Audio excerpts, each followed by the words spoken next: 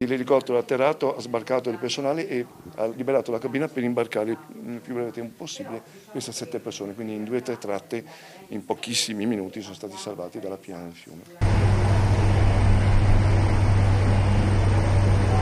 Il salvataggio di 7 persone bloccate su un isolotto nel Piave, accerchiati dall'acqua del fiume che sale. Le immagini dello scorso 7 luglio nel Trevigiano mostrano il lavoro del reparto volo dei Vigili del Fuoco impegnati in uno degli interventi più delicati del 2025. In questo ultimo anno sono stati 46.260 gli interventi del Vigili del Fuoco del Veneto. I soccorsi e i salvataggi in acqua e in montagna rappresentano la fetta più consistente delle operazioni, il 40% del lavoro. Il 20% degli interventi invece riguardano fughe di gas e incendi. Nel corso del 2025 i Vigili del Fuoco sono intervenuti in 5.000 incidenti stradali. Questo è il bilancio fatto dalla direttrice interregionale dei Vigili del Fuoco Cristina D'Angelo, che ha ricordato anche il grande impegno nelle operazioni di ricerca e soccorso del piccolo Carlo, il bimbo di 6 anni inghiottito dal mare a Jesolo lo scorso 12 agosto. Noi siamo arrivati insieme con appunto i nostri sommozzatori, perché richiesti, insieme al nostro nucleo elicotteri,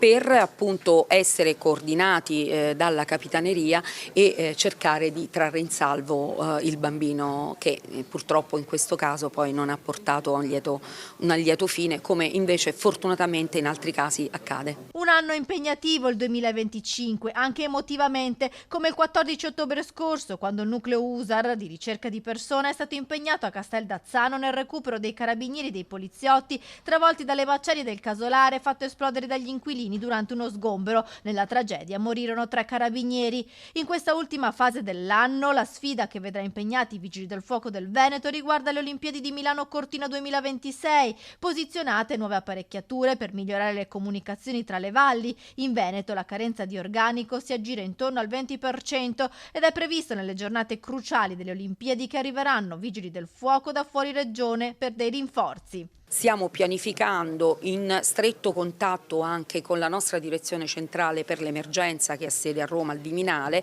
su quelle che devono essere appunto tutte le attività che devono essere realizzate, e di conseguenza una valutazione del personale necessario, che sicuramente sarà del Veneto, ma all'occorrenza potrà venire anche da altre regioni.